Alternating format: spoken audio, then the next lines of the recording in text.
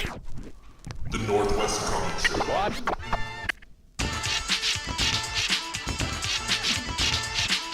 The Northwest Comic Show.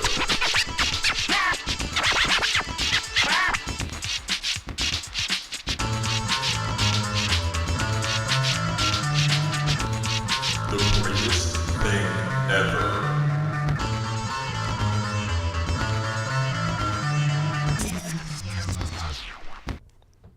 Hey, it's Casey Okupi with the Northwest Comic Show.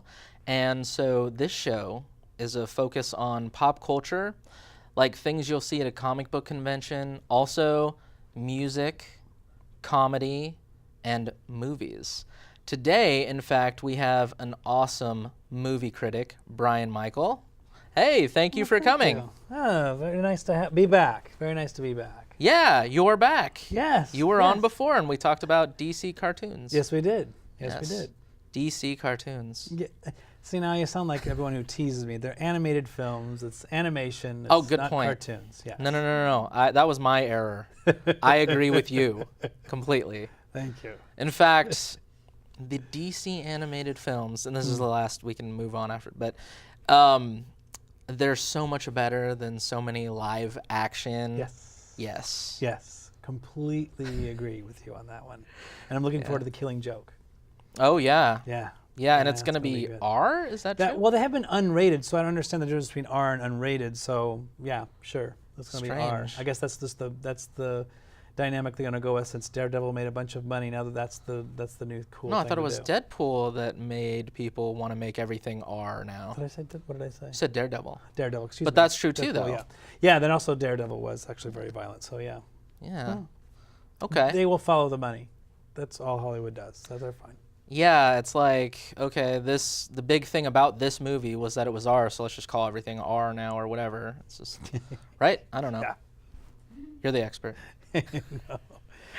If it makes money, they'll follow. That's Sure. the new trend. Until something, until they run into the ground, they make it bad, then something that's PG-13 makes money, then they'll follow that again. And I don't know, is that a good idea or a bad idea to follow the money? You want money, right? I mean, they want money. It's show business. It's not show art. So you're always going to have that where the money is made is where they're going to follow. But if as long as with Deadpool, it was more true to itself. So now the new Wolverine, which is of course that's the trend. But but Wolverine should be R. I'm tired of this PG-13 no blood thing when he stabs or kills somebody. So, we want blood.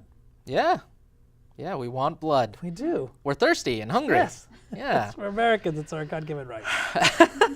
That's true. It's American. So, but we're going to talk specifically about BvS, Batman versus Superman, Dawn of Awesome for me. Yes. Right. Is it Batman versus Superman or is it Superman versus Batman? Batman versus See, Superman. we think it would be Superman versus Batman, since it was kind of a sequel, since it's Zack Snyder doing Man of Steel, but It's I kinda guess true, not. yeah. And now they're rebooting Batman, but Batman's been the bigger box office draw, so I don't know. I think it's the box office draw point. Again, Yeah. money. Yeah. It's an interesting film because, it's Zack Snyder, who I love The Watchmen. I'm one of the few, but I absolutely love Watchmen, but I did not like Man of Steel. I think there's a lot of things about this film that really got me excited. Jesse Eisenberg as Lex Luthor. I think he has a great energy. I certainly like Ben Affleck as Batman. Does a really great job there. And Jeremy Irons as Alfred. I could not complain. No. Throwing Wonder Woman in there is fantastic. You got Doomsday. I mean, it has.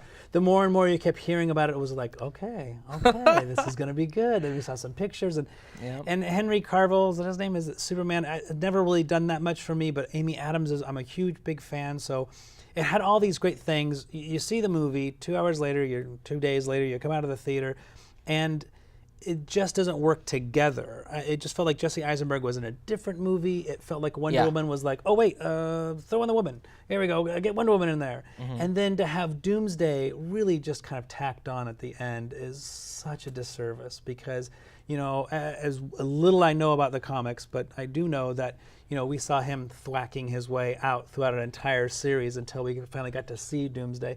Here he's just kind of brought on at the end. He's Zod with Lex Luthor's blood, and I don't know what is going on. And then to make it even more murky, is just visually, I understand if people are smashing and there's bashing about, there's going to be debris, but there's so much debris it's hard to see. And that even in the Marvel universe, when they do movies live action, you can see what's going on. Joss Whedon was really smart about making sure you understood kind of what's happening. There's a great sequence in this one where Batman's fighting some people, and you can actually see everything that's happening, and he's actually losing some of the fight. He gets stabbed, and it's really, really done well. And I was like, oh wow, this is really cool. I can't wait for them to slug it out. When they do, it's just there's so much debris, there's so much smoke, there's so much everything going on. Okay. You couldn't see anything. I think there's a lot of video game elements in a lot of the stuff they did in the movie from my take. A lot of the Batman fight sequences are the kind of thing that you'd see when you watch the video sequences from some of the newer Batman video games. Sure. Sure, the Arkham ones. Yeah, exactly. Yeah, exactly. Yeah, that's the kind of fighting style that we get to see Batman do, which we really wanted to see. But in the video game, you would actually be able to see it. There wasn't a lot of debris and oh yeah, no, I and just mean that smoke one and scene stuff. that you were talking about. Oh yes, Yeah. yes. That was really. I thought that was really well done. And that part was just that got me really excited. And the way they actually brought in, to get them to fight one another, I thought was okay, fine. It was whatever you want to do. That's good. Sure. I never realized, that their mothers shared a name, and that was that actually did. Oh wow, but I don't know if that would stop things the way it did. So. There was just a lot of, just towards the end, I just felt kind of numb, and it just kind of raised my eyebrow just too much. Well, the movie's been out for a while. It made all of its money over the first weekend, and so it'll have their sequels there. $800 million, right? Something, which is almost, that's not $1 billion mark. So now the stakes have gotten a lot higher when it start talking about the world market. So I think I heard with as much as they invested into the film, they were trying to hit $1 billion, 200 million mark or something. They were looking for an Avengers number, and that's probably about you're going to be looking for $1.2 million there. And it had I didn't mind they had the moments of we get to see Aquaman and we get to see Cyborg and Flash. And I can't remember the actor's name, and he's a fantastic actor. The casting on him is fantastic. He's absolutely a cool guy. Amazing. He's a really great actor. But then there was that. There was that scene where Batman has a vision? Yes, exactly. What? No, that's what it is. It's not, these aren't dream sequences. Everyone thinks they're dream sequences. They're not. Okay. It's from the future. These are my theories now. These are my theories. Exactly. That's what we have to do. Afterwards, we have to go, let's put this together. Yeah, and a lot of people are like, that directing, that's the weird part. You know what I mean? Those sequences are weird. Where are they coming from? That's a big problem for me. Yeah. But I think they're playing a really long game where it's 3 or 4 movies down the road, we're going to understand what those sequences came from, which is very strange. But it's weird. I mean, I understand how he saw Flash. I know that. I've seen the Paradox. Was it Paradox? And I've seen those. But just to him all of a sudden to see the future and this vision was weird. And and then it's weird if you don't really factor in the fact that he's transmitting this stuff to himself. These are my weird, obscure nonsense, I'm sure. But some of you will be all, Casey's right. It's true. But he's transmitting these images to himself from the future. Okay. Well, let's think about what Flash said. He said, you were right the whole time. Yes. Lois Lane was the key. Well, he said she was the key at first, but then he said Lois Lane. And so I know of that story arc too. I know what they're kind of touching on. Because I think it's Injustice Gods Among Us, the video game. Okay, so it is just a video game? I don't know if it was actually, I didn't know if it was a series Well, they make it a comics comic or book also. They take the video games and turn them into comics. But I think that, and then we see that sequence where obviously, where Superman is all militant and grabs Batman's mask off and all that stuff. I think that's all has to do with the Injustice Gods Among Us stuff, because at some point, I guess the Joker kills Lois Lane. Yes. Really ticks off Superman. That sets him off. He's like, it's time to go crazy militant with everything. Yeah, and then that explains the Flash's armor in that next sequence, because in Injustice Gods Among Us, they all have armor on. You know what I mean? So explain to me this one. Sure. So just a little bit before that, when they start the vision, Batman is using binoculars. Okay. Batnoculars, by the way. Why is Batman using binoculars? Wouldn't he have, Oh, additional optics or something? Yeah. Well, yeah, but I mean, I don't know. Maybe they have I to. couldn't help but think, I'm like, that doesn't right. No, that doesn't work. Why does he have? I can't explain everything. But that's when your mind starts to wander enough in a film that you're starting to question things or going, hey, I really like her outfit. Those are interesting shoes. Was she wearing shoes now because we can't see her feet? You know the movie's not holding your attention there. And you might be obsessed with Amy Adams just a little bit. But in a bathtub, right off the bat in the movie, Yeah, wow. and you could tell it was very much, for me, PG-13 and not R. Yeah.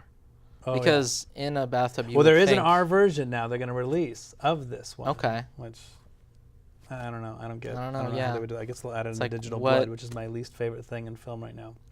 Yeah, I don't get that either. I don't know what the point is. I mean, the point is Deadpool did awesome. Yeah. So let's try to be like that or something. I don't know. I don't know. That movie was made for about $5. That was the cheapest looking movie. Deadpool movie? Yeah, Vancouver looks awful in that film. I really enjoyed that film, but it was made for $10. For me, the Deadpool movie was exactly at the level that I expected and in no way above and beyond. It was exactly what I figured they would do. That's it.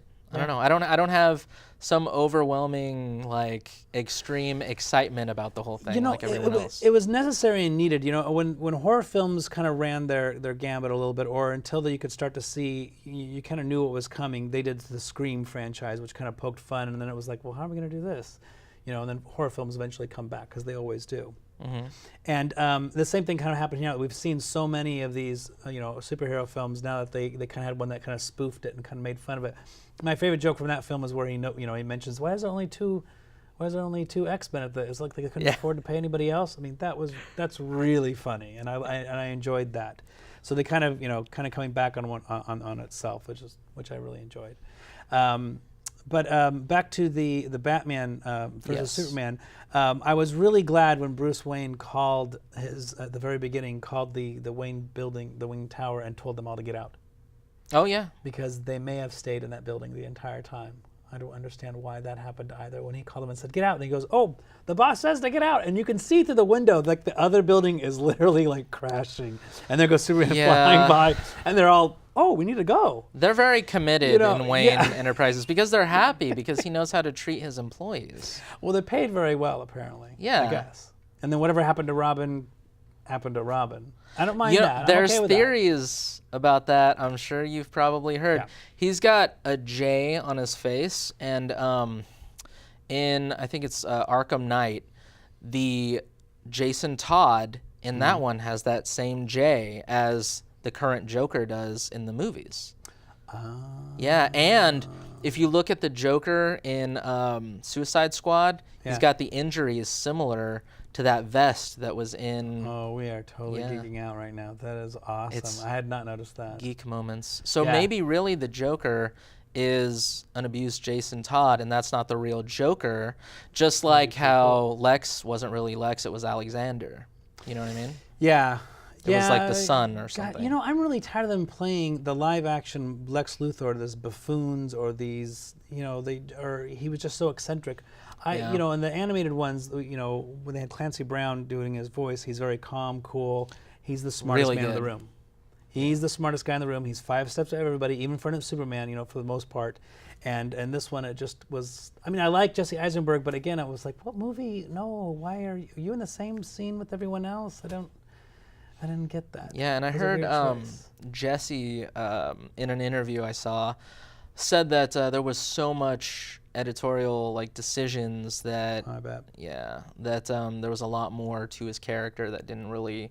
It ended up hitting the cutting room floor, unfortunately. Yeah, when it comes to a major studio, a lot of the creative decisions are made way before the camera even starts to roll, whereas most creative people like to do it on the moment of. And so Tilda Swinton, when I've seen her in interviews, she talks about how hard that is to make a major motion picture because all those decisions have already been made, and so you don't have much creative control in the moment to do things. And this is the Titanic of a film. It had to do well. If it wasn't going to do well, it was going to, that was going to be really, really bad. I think it did well. It did well. It made enough money. They'll make another one, and of course they're going to branch off and do another Batman movie with Ben Affleck's going to do, and then they're going to have the Justice film. But I thought it was kind of interesting. I didn't understand why they didn't follow directly what what Marvel did by making everyone individual ones and then get into phase 1 and make it an Avengers film, because that built up all the great anticipation. This feels like they're kind of cheating. They're kind of skipping ahead a little bit. Aren't they? Yeah, they are. They're doing a strange thing. It was like a Trinity movie or something, almost like with the main 3, Wonder Woman, Batman, and Superman, with like not much Wonder Woman considering that. No. But I officially liked it a lot. The Batman versus Superman movie. You know, the more I talk about it, the more angry I get. And so it was like, when I first saw it, I was like, that's great. It was okay. And then I start talking to people, I'm like, oh, no, I'm not liking this movie at all. Because then it was just, I kept arguing and finding more reason. I did, you know, the highlight for me was when Wonder Woman jumps into the fray and Doomsday kind of, well, actually, the first time Doomsday hits her and she blocks it, and then all of a sudden the screen goes white and he flies back. I still don't understand what happened there. But when he first hits her and she flies back, and then she kind of looks back and she's got this great smile. Oh, yeah. Smirk. And I love that Wonder finally, someone worthy. Exactly. That's what I love cocky Wonder Woman, where she's just like, I want to fight. This is a battle. We're warriors. Let's go for it. And so I really enjoyed that. I just wish they would have had, I mean, I'm looking forward to her, you know, her solo film, which is going to be a prequel because they're going back into time. Yeah, exactly. And you know what we could have saw there is something where they're trying to give people a taste so that they're more enticed when her movie comes out, right? Sure. Maybe that's what it was. Well, you know, you also could have paid a name actress and could have had somebody in there that I still don't know her name, but she was Gal Gadot or something. Yep, something with a G. There's G's in it. There was a couple there. But yeah, I liked that, but again, it just kind of came in too late. I didn't mind all of to me, when it came to the big battle, and I understand that they have to be able to level the playing field, and of course they would injure Superman with kryptonite mist, and he would, you know, slow down there, and then of course, you know, Batman would be able to fight him. But I didn't understand why Superman just didn't go in right away, grab him, fly up, and say, "This is what's happening. I want to fight you. I'm having to force to fight you." But it would be the there were scenes where he was trying I would be a horrible studio head. I think a lot of it, wasn't he trying to do some of that? Like, I don't know. I thought he was trying to do some of that where he's like, I want to talk to you, bam! And then he'd like get punched or something. Yeah. I don't know. I think it was very Frank Miller, right? Oh, I wish they would have done some of that. But they couldn't have done anything like that because if they make it too dark, then people will really turn off. Because, I mean, it's been, right now, Superman, I don't care much for the Superman so much. Because even in this film, when they start to show him saving people, it's not enough. I still didn't care enough about him that it was just kind of, he still feels like a pouty teenager. Superman? Yeah, still a little bit there. And why wouldn't they want to do those articles that Clark Kent was throwing at Perry White? Those are good stories. Yeah. There's too many questions. I think Perry White was a little elitist, maybe. I don't even think he was needed. I thought none of that was needed. I mean, you know, Lois Lane was needed for a couple of scenes. The other one was the big climactic one where they're at the Capitol and they have the court hearing. I still don't understand exactly kind of what was happening there and why the big tension was when she's turning the jar, which we all know what it was. It was like, yeah, it's grandma's whatever, and it's supposed to actually be something else. And yeah, he got you, but I don't know. I eventually figured out where the bomb was, but I don't know. I don't know. I thought that was for me, it was some good plot weaving. Yeah, I couldn't tell you the plot right now if I had to. I really couldn't. It's Batman really, was in really it. Hard. Yeah, Batman is in there. Superman's in it. Across the bay. Yeah. That is my biggest problem with the movie because I'm like, wait, no. They should probably be a little more separate. Well, why would you need Superman or why would you need Batman if Superman's just across the bay? I mean, he's like a few miles. You know, that's just what they look down on, that other side. I always saw as Gotham as a New York, and I saw Metropolis as a New York. I just never put them in the same place. I don't know where one would be next to another, but I agree. I wouldn't see them that close, honestly. Especially when Metropolis had, you know, clear skies. Well, he's talking to Lex Luthor on top of the building. Who's covering the West Coast? Well, then he goes to Gotham and it's raining. Okay. It was really there was. If I see the movie again, and I probably will when it's on HBO. I will probably live tweet and really hammer the snot out of it. Such a great movie. It's such a disappointment. I wish Zack Snyder would snap out of it and get going. Never listen to this guy. No, Watchmen was great. I guess he just needs to open the comic Watchmen book too. and just go straight out of the comic book and just do that. You know, I'm glad as far as Batman, this is like for me is I feel like I got to see a Batman I've been wanting to see since like 1992 or something. I did enjoy Batman. Yeah. I like that Batman. And an Alfred that I've been wanting to see for years. Yeah. Alfred and Batman, finally. I mean, before that, for me, it was Michael Keaton. Bale never had anything to do. Those weren't Batman movies. I don't know what those were. It was a different take, and I just, they were good. They were good. They were very good.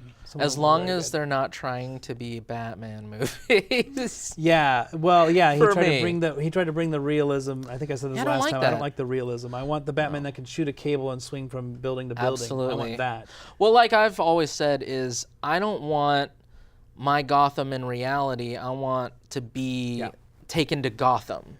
Yeah. That's what I want. I want to be taken into that world. Yeah. I don't want that world to be integrated with my world. And I want Superman as a Boy Scout. I want Superman to smile. Oh, absolutely. I want a Superman that takes That's kittens true. out of the trees. That's something That's that they're fine. missing. I mean, that's what we want to see, really, honestly. Christopher Reeve really put the stamp on that role and really shaped the minds of a generation, mine, that who Superman is and what Superman is. And I do like what Frank Miller did in The Dark Knight Returns, where we got to see him go the military way, and I could see where that would happen, and I liked that. It's just that this I don't see. I thought Brandon Routh actually did a really good Superman 2 with a horrifying script, utterly horrifying, worst script ever. Oh no, good that was Superman. a good script if you didn't want any action in your movie. Oh yeah. Well, let's all lift up kryptonite continents. How? Okay, yeah, that doesn't make that doesn't work. I still don't understand how that happens. And that movie is still playing somewhere in an alternate universe because it was the longest superhero movie with no action. This one had action. You couldn't see it, but there was action. That one had none. And so, yeah, I don't know. They need to get a fan in there that had a better idea. They need to get somebody in there that just has you and me. Why not? Why not? We'll just call it like it is. We should be there. I don't. They tried to that. That would be great, but hopefully are with you all Ben listening Affleck out there? It's me. Kevin Smith is jumping in and the Bryan next one. need to. He's going to be like Robin in the next Batman movie, or he's going to be involved in it somehow. Because Ben Affleck, I'm sure that's the first phone call Ben Affleck got as soon as everyone heard that he's doing the Batman movie. Yeah. Was that Kevin Smith called him up and said, "Okay, no spiders. This is what's going to happen." So, cool. I'm excited about that. That'll be good. Well, it was a good interview. I appreciate you coming on the show, and we could dish and talk about Thank you. our little Gotham City mindsets and everything. Well, as I always, go to realfilmsnobs.com. You can watch our show there. We have it on there, and we also have it. You can follow us on Twitter, like us on Facebook. There's a Yes. All right. So, realfilmsnobs.com. And what's REEL? Yes, like a reel of film. We're very clever. And you wear special socks for this episode. And I did wear special socks. I did wear my Batman socks that have their own cape. This Now, is you can get beautiful. these in the store now, but I got these way, way back in the day when you necessarily couldn't. So I was going to wear the Superman one, but I don't have those. Okay. So Well, there it is. there you go. There it is. All right. Well, thank you. Thank you again. Cool. Hey, the Northwest Comic Show had a chance to go to Wizard World. Thank you, Wizard World. And we have some clips and things we're going to show you right now. And I'm meeting with Mad Brothers Media, which is super exciting. How you guys doing? Good. All right. Doing great. Doing great. Excellent. So have you interviewed any cool guests here? Definitely. One of the original artists for Ren and Stimpy, Bob Camp. He was awesome yesterday. No one else yet so far, but we're hoping for Cassandra Peterson, Elvira, and Milo today. Risha Ray from Bad to Sun. Yep. Oh, nice. All right. So Mad Brothers Media, what's that all about?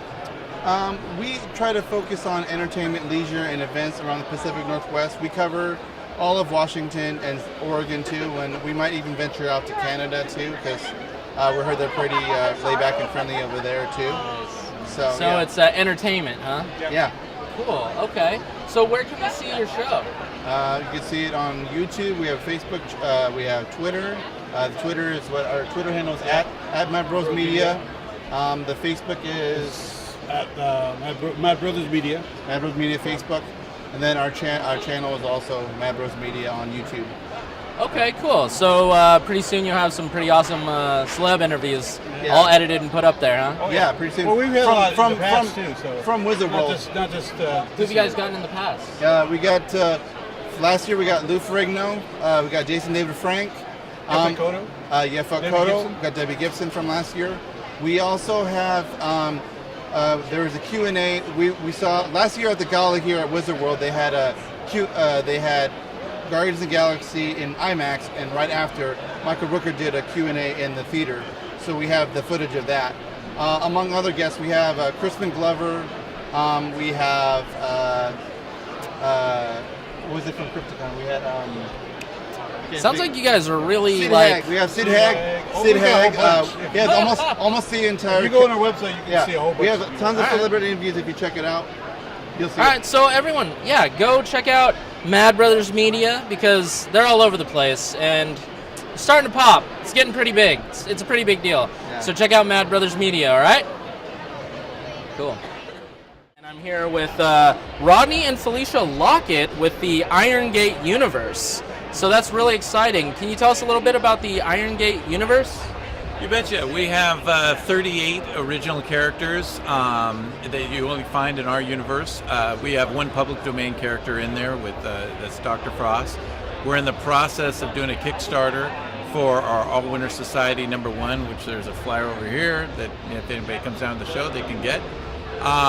Or you can find us online on Facebook or on Twitter on IronGate Comics. But we've got a wide range of anything from Jolly Roger, the ghostly pirate that's a necromancer, to traditional superheroes. The All Winter Society is a team based on Golden Age heroes, kind of combination of meeting the newer, present day team because one of their teammates gets, basically transported through time because she destroys Hitler's time travel device. But that's all stuff that you'll see in All Winter Society #1. Well, that sounds awesome. I love that we're getting a whole new universe with all new characters and everything. We're really adding a lot more. Speaking of that, I understand you're doing a panel on diversity in comic books. Would you like to tell us a little bit about that? Yeah. Basically, I think what they're looking at is a lot of the changes that have been happening in the landscape of comics today, with obviously Falcon becoming Captain America, Thor becoming a woman. I think that they're trying to change a lot of that stuff, and in our universe, we do have a lot of African American heroes. We have Japanese heroes, we have Korean heroes, and villains, and so we, me and my wife, obviously, are an interracial couple, so it is something that we can speak on when it comes to diversity and trying to make sure we include all cultures, races, creeds, sexual orientations, whichever. Okay. So, absolutely. I mean, it's getting exciting. I mean, everyone's a hero. Everyone's got their moments when they're a hero, too. That's everybody. So, I think it's great that we can see a lot more diversity going on, especially in IronGate universe, for sure. So we appreciate the opportunity to get to speak to you, and look up IronGate universe online, right? IronGate Comics. IronGate Comics. Look it up. Thanks. Thank you. We have Warren and Ron here talking about Lill Comics, and we're going to find out a little bit more about that. Warren, can you tell us a little bit about your characters and your comics here? Actually, I started self-publishing about 2012. This will be my first title here, Monty's World, which is an anthology. And it's basically just a lot of old stuff that I drew back in decades ago, and some new stuff that I just finally decided to publish for the first time. And plus I'll create some of my own characters like Lightning Marvel here, Firefox, and CJ Walker. Firefox. Let me take a look at that. That's Firefox right there. Wow. So what's Firefox? What's his story? His story is that he's an alien who falls to Earth after battling the bad guy named Omega. And he falls to Earth and he meets John Kirby, an Oregon farmer, and he merges with his body to revive himself, then go back to his home planet to battle to get to save his planet. Okay, that's pretty awesome. Now you said that you drew some of these and wrote them long ago. I wrote this one, Firefox. These three have a story that I drew back in 1988, but I just published for the first time, called The Exiles, which was grew like in decades ago, but I published them for the first time now. So those like the only one that I actually drew, and I drew the cover of Firefox there. Well, I think that's really kind of cool. It's like a lot of them like old stories and new stories. yeah. What's cool about that to me is it's like, you know, like when you find like a lost episode of something or a lost track. I mean, these got lost with time, and then they're revived right now. So they got like kind of an older vibe to them, but we're getting to see them for the first time. I think that's really cool. Personally. I just like old school storytelling. Just something that's good for all ages and everybody can read, and just fun stories. Oh yeah, stories in the old style where it's not so much, The science fiction superhero stuff is what I love. Yeah. I mean, they get kind of nowadays. A lot of times the stories are very like all about the characters, like personal issues and things along those lines, right? Oh yeah. But I'm kind of drawn away from that stuff. I just like something that's more old school, and it's basically what I try to do in the publish. Is that genre talk about stories. Yeah, exactly. I think that's what's cool, and what we get to, like, what's kind of refreshing about your comics here is we're seeing another type of comic, like the way they were a while ago. That's the whole thing. That's what I want to achieve for. Yeah, that's really awesome. So I want to ask you now, where can we find Lill Comics, like online, if we're trying to... It's at my website at warrenmontgomery.com, and all books are available in print and digital. And these trades here, which is collections of stories, they're actually at the Multnomah County Library. So you can check those out as well. Okay. Cool. All right. Well, you know, I want to say thank you very much for giving us the opportunity to talk to you. All right. Thank you. The Northwest Comic Show.